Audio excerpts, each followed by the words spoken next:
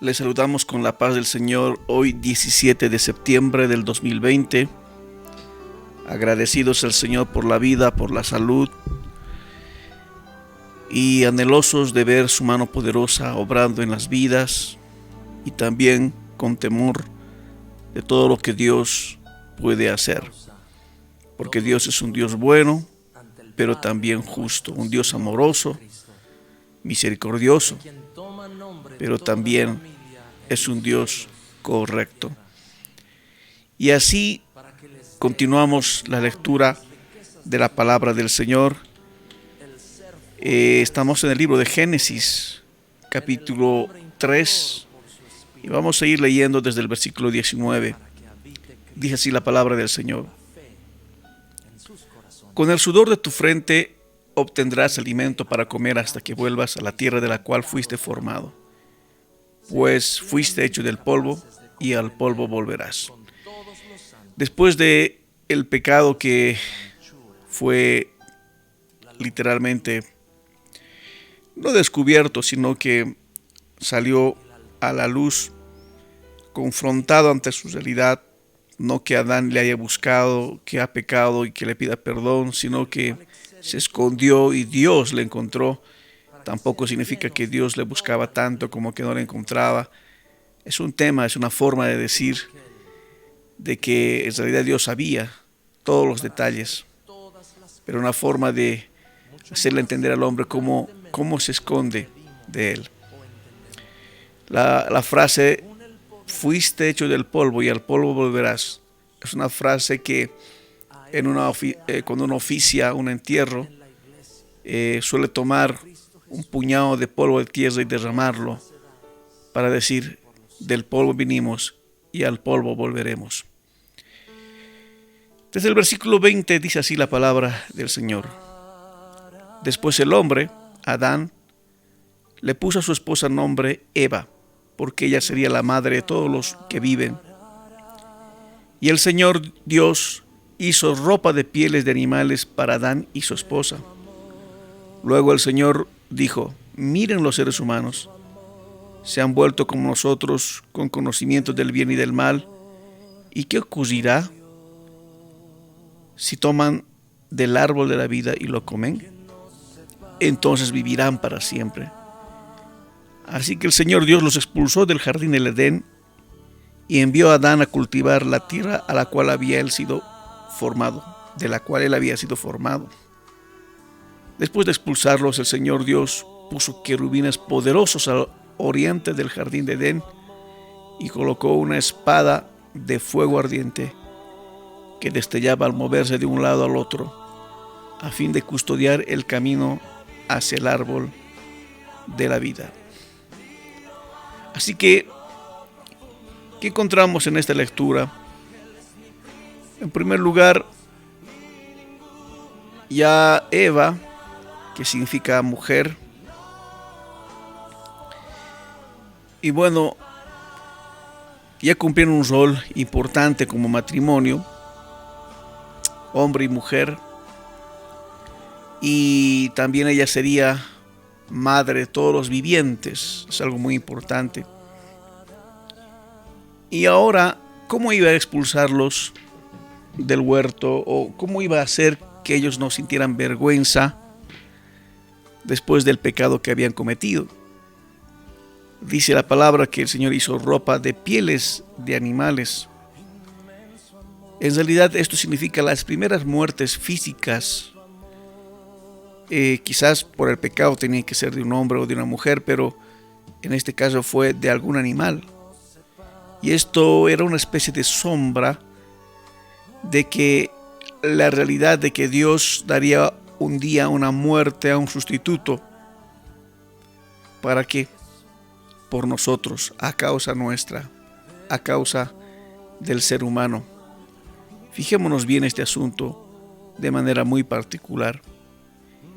En el futuro Dios les enseñaría que un cordero debía ser sacrificado como sustituto del pecado del hombre. Y cuando Jesús vino, Juan el Bautista le presentó como el cordero que habría de venir. Bueno, no dice exactamente aquí la Biblia en Génesis qué animal fue muerto para que de sus pieles se le haga ropa. Es como que Dios hizo una ropa especial para Adán y Eva. Es importante. Aquí las cosas cambiaron. Los animales ya no tuvieron confianza con Adán. Huyeron, escaparon. Ya había cierta tendencia al temor. No solamente era la vergüenza de sus cuerpos desnudos, sino temor del peligro, las heridas. Comenzaban a experimentar cosas muy fuertes. Luego, cuando dice el Señor, miren, estos seres humanos tienen conciencia. En algún momento uno piensa, pero tenía razón la serpiente cuando dijo, no, si comen serán como Dios. Y ahora Dios dice en el versículo 22, mira, se han vuelto como nosotros. Entonces no fue mentira, fue verdad. Alguien puede preguntarse sobre este asunto. En realidad, esto fue dicho en compasión por el hombre y la mujer, que de una forma limitada conocían el bien y el mal como Dios conoce, pero no mediante las virtudes de Dios, la omnisciencia, la experiencia personal, la omnipotencia. No eran Adán y Eva como Dios, de ninguna manera, sino en el conocimiento del bien y del mal. Ese es el tema. Y ahora se preguntan entre ellos, la Trinidad, y dice, ¿y qué ocurrirá si toman el fruto del árbol de la vida y lo comen? Entonces vivirán para siempre.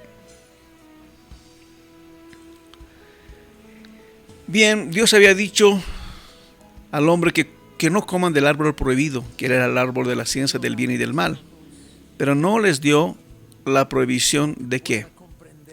No les dio la prohibición acerca del árbol de la vida. ¿Y qué significaba el árbol de la vida? Este árbol se menciona en el libro de Apocalipsis y dice que sus hojas son para sanidad de las heridas. Era un árbol especial. Vale decir, si en algún momento serían ellos, tendrían que tomar una hoja de este árbol, ponerse sobre la herida y estar completamente sanos.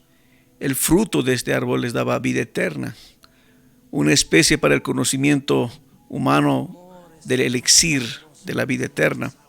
Se han hecho muchas películas al respecto de cómo buscaron desde la época de la Edad Media, inclusive hasta estos tiempos, ¿no? Como que hay un líquido que te trae la eternidad. Bueno, son especulaciones obviamente, pero acá este árbol sí tenía esa razón de ser.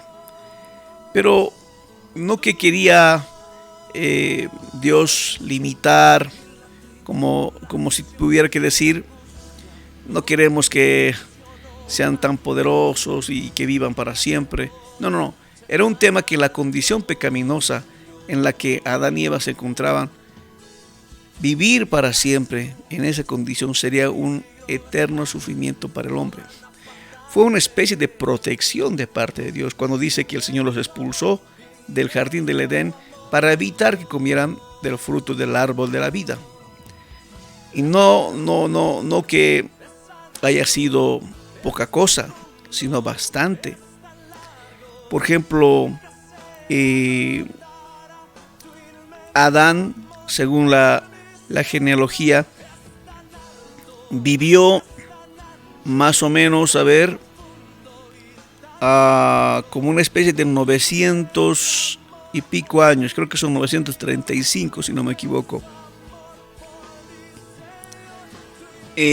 Imaginémonos un poco en cuanto al sufrimiento, en cuanto a la experiencia que uno gana durante ese tiempo.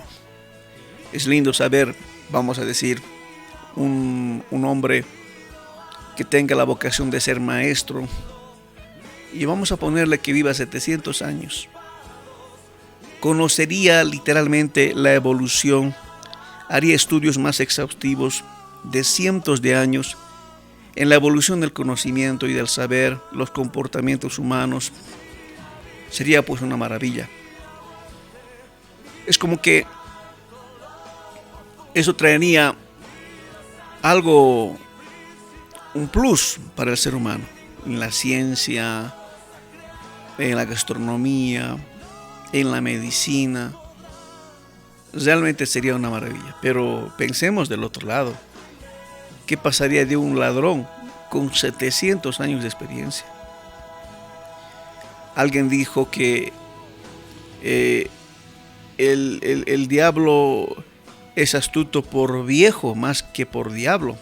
Ese dicho significa que nosotros con la experiencia nos volvemos mejores, incluso en las maldades. Por eso a un hombre de 50 años que está, qué sé yo, abusando de un menor de edad, entonces uno mira y dice, este ha debido hacer a otros y ya tiene maña. Imagínense con 200, con 300, 500, 600, 700 años. ¿Qué sería de un asesino, de un violador, de un asaltante? Esto, si solamente pensando en un ser mortal, sería complicado. En realidad, eso es lo que vivió el hombre durante, bueno, no vamos a hablar de años exactamente, pero sí el tiempo en que relata el pasaje bíblico desde Génesis 1 hasta el capítulo 6. La gente vivía muchos años en su maldad. Imagínense en la eternidad. Esto es complicado. Por eso, una forma de proteger al mismo ser humano, Dios le evita comer del árbol y le expulsa del huerto para que cultive la tierra, ya no una tierra como el paraíso. Y el Señor puso querubines. Los querubines son un tipo de ángeles. Y hablando de estructura, hablando de quién es quién en el cielo, quiénes son los ángeles más poderosos, quiénes están bajo quiénes. Los querubines llegan a ser uno de los más superiores. Algunos dicen estar a la par de los arcángeles o un poco inferior a los arcángeles. Se les menciona en bastantes libros, como en Isaías, Ezequiel, los Salmos. Y los querubines, según algunos estudios de angeología, que no son ningún invento, sino son extractados de la Biblia, por lo menos la manera como se los ve y se les presenta, de 6 alas, también se los mencionan en el Apocalipsis, en algún momento llenos de ojos, o como una especie de transporte o armamento inclusive, siempre están alrededor del trono, del gran trono del Señor. Parece que son una especie de protección, porque como que Dios se sube en un querubín y va para allá. Entonces es como un medio de transporte. Uno podría imaginarse una especie de robot con conciencia de decisión, pero que tiene armas, que vuela de un lado a otro, que transporta, que se mueve. No sabemos. Hay tantas percepciones de cómo es un querubín. No necesariamente 2 ángeles, así como los conocemos. Ahora, en el arca de pacto, encima se ve a 2 ángeles cubriendo, y dice la Biblia que son 2 querubines, cubriendo con sus alas. Ahí la imagen que nos imaginamos es a 2 simples ángeles con alas extendidas hacia adelante. Pero las percepciones de los profetas cuando vieron a querubines es algo realmente fuerte, fuerte. Por eso estos ángeles estaban ahí protegiendo ahora la entrada del lo que sería el huerto de Edén. Ahora uno se pregunta, ¿qué es de ese huerto? Algunos se han preguntado que está escondido probablemente en alguna parte del mundo que Dios no permite que sepan, como las supuestas películas donde buscan la ciudad perdida, ¿no? Algo así. Pero otros teólogos creen que Dios tomó esta parte de la tierra, del huerto, y se lo llevó a lo que unos consideran que es el paraíso que hoy existe en el tercer cielo, y que en la época del Antiguo Testamento se consideraba que estaba abajo de la tierra, en algún lugar que era parte del Hades. En fin, esto es lo que vemos allí. Aplicación a nuestra vida personal. ¿Qué es lo que Dios quiere hacer con nosotros en este caso? Lo que el Señor quiere hacer es mostrarnos su poder, su santidad, su amor y su misericordia. Todos hemos pecado delante del Señor, de alguna manera. Y si estamos vivos, es por la gracia y la misericordia de Dios. A veces Dios nos limita a ciertas cosas, no por ser malo, sino por amor, por misericordia, para no perjudicarnos más, para no herirnos, para que nosotros no nos dañemos más. Hay muchas cosas que nosotros no logramos entender en el momento que experimentamos algo. Generalmente el hombre suele decir, ¿por qué a mí? ¿Por qué a nosotros? ¿Por qué yo? Pero cuando uno se entrega a las manos del poderoso Dios, prácticamente se va dando cuenta que era necesario esa experiencia, era necesaria la situación que uno pasa. Generalmente en la vida muchas cosas, aún los errores, suelen suceder para nuestra madurez. Al mismo tiempo que también ningún pecado se queda sin consecuencia. Todos tienen consecuencia. En este caso para el hombre, a partir del pecado de Adán significó la separación de Dios, el pecado original, la tendencia hacia el mal del ser humano, los achaques, la enfermedad, el coronavirus, la ancianidad, la soledad, el sufrimiento que el hombre tiene hasta hoy, pero sobre todo la muerte espiritual, la muerte eterna, que significa la total y absoluta separación de Dios para siempre. Estas cosas son más terribles. No, por favor. Es cierto que no podemos cortar los sufrimientos del hombre en este tiempo, o la enfermedad, la vejez, con el hecho de aceptar a Jesús en nuestro corazón, pero sí la muerte eterna. Por eso es que precisamos volvernos al Señor con todo nuestro corazón, honrarle a Dios, entregarnos a Él y dejar que Dios sea propicio a nuestras vidas. Humillarnos, pedir perdón, tener un tiempo de arrepentimiento es lo mejor que tú y yo podemos hacer. Y bueno, ahí comienza la historia del hombre. Y habrá alguna pregunta de quienes dirán, ¿y qué de los caníbales? ¿Qué del hombre prehistórico? ¿Quieres saber un poco más de ello? Aprenderemos a partir del día de mañana. Vamos a orar. Señor, en el nombre de Jesús, te encomendamos nuestras vidas, te encomendamos nuestros corazones delante de ti, Señor. Señor, al leer tu palabra, podemos decir, Señor, tanta sabiduría hay en ti, tanto que nos quieres dar. Señor, ten misericordia en nuestras vidas. Nos humillamos. Si hemos cometido algún pecado, te pedimos perdón. Ayúdanos a percibir con agradecimiento todas las cosas que nos das. Porque en cada acción buena, con el alimento puesto en nuestras mesas, el trabajo y la salud, nos damos cuenta que es una bendición tuya, una muestra de tu amor y tu misericordia. Por eso te decimos gracias. Gracias por la vida, por la salud, por la familia, por todo lo que tú haces con nosotros muy generosamente. Gracias por tu presencia, Señor. Amén y amén. Amén. Gloria a Dios. Les habla el pastor Joel Cuellar de MCC desde Sucre, capital de Bolivia. Les saludamos, que tengan un día bendecido. Paz del Señor.